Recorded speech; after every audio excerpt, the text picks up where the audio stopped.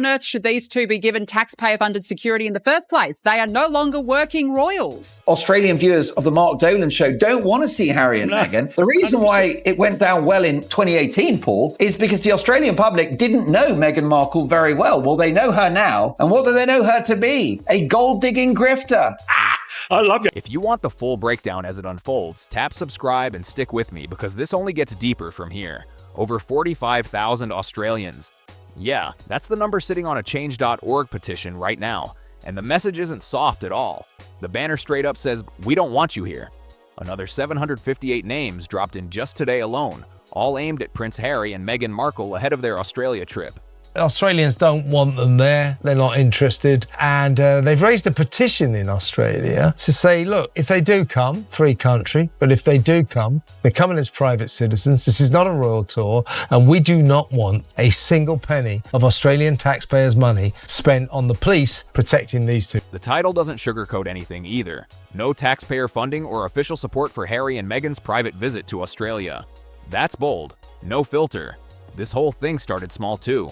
A Sydney-based group called Beyond Australia launched it back on November 14th, 2025, and for months it barely moved. Who are literally living a fantasy now. There's no royal visit. They don't even have a charity. This is all just a private money-making tour. Around 200 signatures, nothing major. Then mid-March hit, and boom, something flipped. 10,000, 30,000, 40,000. The numbers started jumping fast, like people suddenly woke up all at once. The PR and the pomp and pageantry almost of being part of the royal family, but they don't really want any of the responsibility, do they? They like to turn up to events, have a few photos taken, look like the charming, lovely people that they wish to present themselves as, and then go home, then go back. Behind the scenes, Beyond Australia even reached out directly to Prime Minister Anthony Albanese, New South Wales Premier Chris Minns, and Victoria's Jacinta Allen, asking one simple question: are taxpayer dollars being used here or not? Right now, officials are keeping their distance. Can I just tell you that Australia has tackled illegal immigration very successfly. And I think given the fact that Harry and Meghan are on their way, I think it's time to reactivate Operation Sovereign Borders, Paul. Airstrikes, get the boat. PM and cabinet. No involvement. Home affairs? Same answer. Federal police? No comment. And here's the part that stands out. No Australian politician has stepped up to defend the visit. Not one. That's silence. He loves it, doesn't he? I mean, that probably is what keeps him going. He's so sad and miserable in his own life because he's basically Meghan's spare handbag that he just feels better when he, slags off, as you said. He loves criticizing everybody except for himself. It's loud and people are noticing. Now look, 45,000 signatures in a country of 26 million isn't some full-blown uprising, let's be real. But it's loud enough to shift the mood. Every MP now has to act like they didn't see it, and that changes things. Back in 2018, the vibe was totally different. Gold by more than 50%. I can't imagine why nobody's going, can you? I mean, it sounds so interesting, doesn't it? Yeah, it sounds so interesting. From a man who can't keep an employee to save his life, talking about workplace mental. Australia welcomed them with open arms, no pushback. That image, it just took a hit, and it happened quietly on a petition page. Flashback to October 17th, 2018, Dubbo, New South Wales. Harry standing in the rain, no umbrella, talking to drought-hit farmers at a free public event. Thousands showed up. He said it clearly on camera, "You must not silently suffer." And he meant it. Then in 2021, he admitted on Armchair Expert, "Privilege does give you blinders." Those words hit different now. Fast forward to April 15th to 16th, 2026, Melbourne Park. Same country, same topic, mental health. But now it's the Inter-Edge Psychosocial Safety Summit. The cause? Lifeline, a respected charity, no question there. But here's where people start raising eyebrows. The ticket prices. Platinum, $2,378. Gold, $1,978. Then just 9 days before the event, two new tiers quietly appear. A $997 delegate pass and a $498 virtual option. Obviously what's going on here is some guy in Australia has gone, I'm starting up a wellness retreat. Who can I get to come and promote it and see if I can get some publicity for it? I know, I'll ring up the grifters in chief. I'll pay them a couple of £100,000. They'll come to Australia and I'll get loads of publicity, and lots of idiots might go there because they might think it's the home of, celebrity wellness. And that's what it's all about. It's completely a commercial deal. They're trying to make out that it's a semi-royal visit, right? It's not. It's literally hoping against hope that they get a free goodie bag at the end of it that might have a Rolex in it. I mean, it's that. That's a big shift, and people caught it. Reports say Harry's speaking fee is around $50,000, lining up with what he earned earlier this year in Washington. And according to Inside Scoop, he was brought in last minute after Deepak Chopra's name got tied to controversy earlier this year. Described as a Hail Mary move, that's a wild swap. So now people are asking questions. The same guy who once stood in the rain telling farmers to ask for help is now delivering that message in a room where entry can cost nearly $1,000. That contrast? It's hard to ignore. Nobody's coming for Lifeline here. Somehow that Australians are a little naive, a little easy to skin as far as flogging her as ever merchandise. I think she thinks we're, hicks down under that won't see through it all and be just so honoured that she's graced us with her spreads. But when did that open field turn into a VIP-only space? And this is where things really start to shift direction.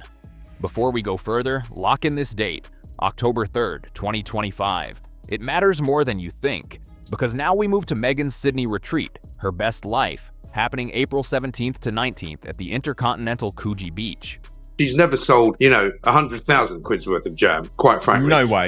It's embarrassing. It's really embarrassing. And I see that she's off to Australia. She's copyrighted the As Ever brand, and she's going to land in Australia and she's going to get booed because people hate the woman. She's ghastly. She's toxic. She's horrible. She's ruined a young, once promising man who's now a husk of his former self, who cannot even stand up for. Organized by Gemma O'Neill. Not the radio host Jackie O, completely different person. And Jackie Henderson already stepped away from that podcast back on February 3rd, which opens up a whole new layer to this story you don't want to miss. This next part? Yeah. It starts lining things up in a way that's hard to ignore. Stay with me on this, because the timeline is where it gets serious. And if you're following this story, you already know it doesn't slow down here. Morning yoga classes, sound healing, a manifestation session. What the hell is that? What's going on, Samara? Meghan is trading trash for cash at this point. I mean, seriously, she is. O'Neill is running this solo through her company, Besties Australia. Now lock in these dates because the order tells the whole story. October 3rd, 2025, she buys a 3-bedroom cottage in Fitzroy Falls, New South Wales for $1.025 million. That's confirmed by property records and reported by Daily Mail Australia and GB News. Then just 7 weeks later, November 25th, 2025, her separate talent company, GMI agency PD Limited, enters voluntary liquidation. That's not rumor. That's straight from ASIC public records. If you're an online psychotic sycophant of Meghan, you're more than welcome to come. But if you're a professional woman that happens to work in a media career, no, sorry, we'll take your money, then we'll kick you out. It's honestly, this has just got disaster written all over. Fast forward to February 20th, 2026. O'Neill tells administrators she can't repay anything. Her reasons? No personal savings, limited income, and a failed refinance on her Sydney apartment. 4 days later, February 24th, Grant Thornton files the creditors report. Total debts sitting at $546,848, with $543,548 owed to the Australian Taxation Office alone. Ridiculousness of the petition. He said it was a stupid assertion. In their response, batting back, that Australians had dared to say, hang on a minute, we don't want our money being spent on these two. So they were very, very rude with the reaction. Any other normal person would have been like, oh, look, okay, look, I do understand there are concerns, but we will be paying our own way. No, they came out with quite a combative statement that was very, very rude towards the Australians. Patronising, I would. And here's where it gets uncomfortable. The administrators flagged a 7-figure commission tied to a key client, with no loan agreement, no clear benefit, nothing documented to justify it. They even noted the agency may have been insolvent as far back as December 2024. Then just 2 weeks after that, March 11th, 2026, O'Neill announces Meghan as the headline speaker for a retreat priced at $2,699 a ticket. hit back furiously saying, no. Okay, 32,000 people have signed this petition, but 25 million Australians haven't. So therefore, they're very popular. When they get to Australia, those two, they are going to get... That timing? It raises eyebrows, no question. Now, to be clear, Besties Australia and GMI Agency are legally separate entities. So any claim that retreat money is directly paying off those debts, that's a question, not an accusation. But like one source put it, the real question writes itself. Who is actually funding this event? And where is the money going? O'Neill hasn't answered that publicly. Around the same time, she quietly deletes her personal Instagram. And honestly, people watching this unfold are asking what Archwell didn't. Who exactly got vetted before Meghan's team signed on? There's no excitement, there's no build, and it's almost like they don't want to be associated with her, with Meghan Markle, because it's really bad for their brand. Now let's break down that $2,699 price tag, because this part hits different. You get 2 nights at the Intercontinental Coogee Beach, a gala dinner, disco, Saturday lunch, yoga, sound healing meditation led by O'Neill, and a conversation with Meghan at the gala. Sounds premium. Until you hear this, you're sharing a bed with a stranger if you book solo. Yeah, for that price, you're not even guaranteed your own space. The only way to get a private room? Upgrade to VIP for $3,199. Questions are being asked about the appropriateness of this visit to Australia now. There's a cost of living crisis, and yet there you go, Meghan is swanning around like a Z-list or Z-list celebrity, as you say in America, charging money for selfies, essentially, at this Sydney retreat, where people are paying thousands of dollars and so forth. They clearly realise that they have no other role in life. There's nothing else that they can really do except for ape the monarchy, but they were supposed to have separated themselves from the monarchy. And then this happened. 7 News reporter Ariana Pakis actually paid the full $2,699 like a regular guest. She asked for her own room and requested a tax invoice. Normal stuff, right? That's when organizers realized she was media. Her ticket? Refunded immediately. Access revoked, reason given, no media allowed. Problem is, there was no rule about media disclosed when tickets were sold. Ariana published everything. Emails included in 7 News magazine on April 9th. At the same time, the sold-out claims started shifting. These 2 cretins literally accused the British royal family of institutional racism as Prince Philip lay on his deathbed as the late Queen Elizabeth II was battling bone cancer. Prince William will never forgive them, and you want to bring them back to us at a time, by the way, when their charity ventures have failed, when their business ventures have failed, when they've been dumped by net. Back in mid-March, it was allocation exhausted. Now, a handful of additional rooms just released. That's a noticeable change. Even online users picked up on it, saying it felt like a last push to fill spots. And here's another detail. Those same retreat dates reportedly stayed open on the Intercontinental's booking system for weeks. That suggests the rooms might not have been fully booked in the first place. So think about it. You drop over $2,600, fly into Sydney, and end up sharing a room with someone you've never met. And if you happen to be a journalist, you're out the door completely. That's not a small detail. That changes how this whole thing looks. And trust me, this still isn't the part that ties everything together. Public from what exactly? I mean, they think there's going to be so many people there, they'd need to set up railings, they'd need crowd control? Absolutely not. The few people that might turn up to see Harry and Meghan, I don't think are really going to have nice things to say about them, but that's all it's going to be. A boo here and there. So what, they've got police protecting them from people booing? Good luck with that. Exactly, and this is all to protect them. Yeah. Now the response finally drops. And this is where things really flip. Stay close, because the way this was handled, it didn't calm anything down. With the petition growing, ticket drama heating up, and reports stacking, the Sussex camp broke their silence on March 26th. Daily Mail got the statement first, and then everyone else followed. The spokesperson said, "It's a moot point. The trip is being funded privately, so I'm not sure what this petition hopes to achieve." Simple. But then it took a turn. And all this guy needed to say was, this trip is not going to be used using any Australian taxpayers' money. End. He didn't have to say anything else. Oh, there's only 35,000, but there's 27 million people. He didn't have to say that, and that's a bit. They added, if you wanted to dive into the ridiculousness of this petition as an agenda for spreading misinformation, then one could equally hypothesize that there are approximately 26.5 million Australians, 99.98% of the population, who haven't signed it, who must therefore agree with the taxpayer picking up the tab for their visit. And of course, that is another equally stupid assertion to make. Read that again. That wasn't support.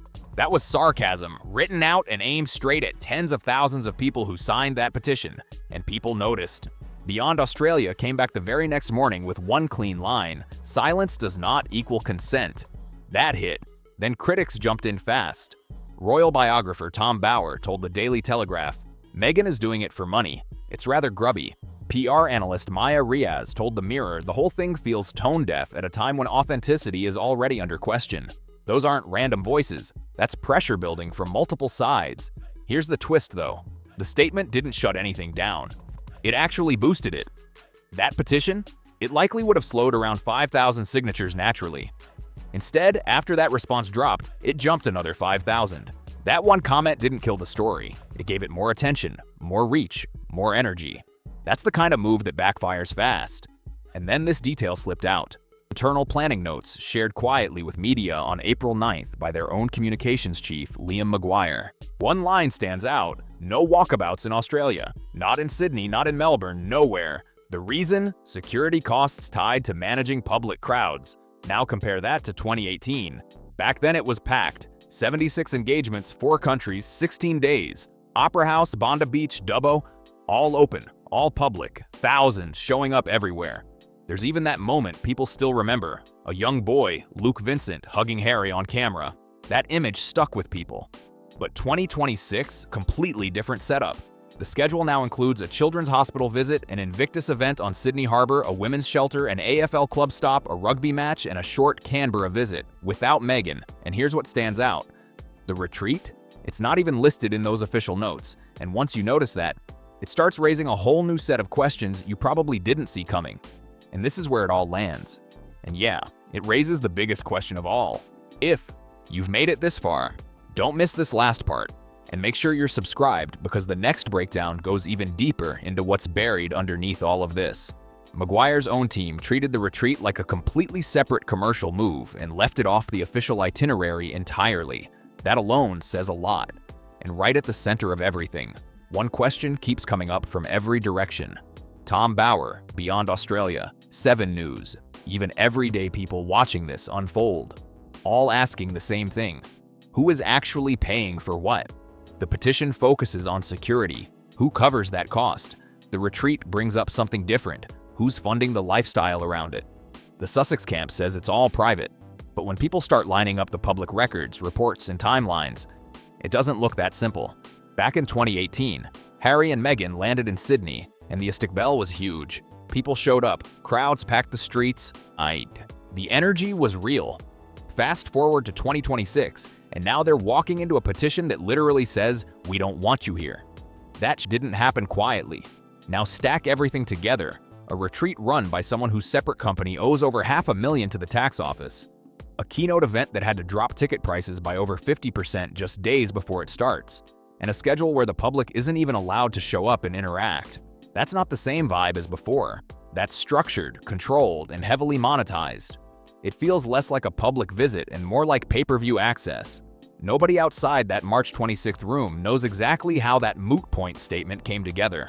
What we do have is what's on record. ASIC filings, the Change.org numbers, 7 News reporting, Tom Bower speaking on record, and the Grant Thornton report. That's the material everyone is working from. And here's the part that really sticks inside that: February 24th.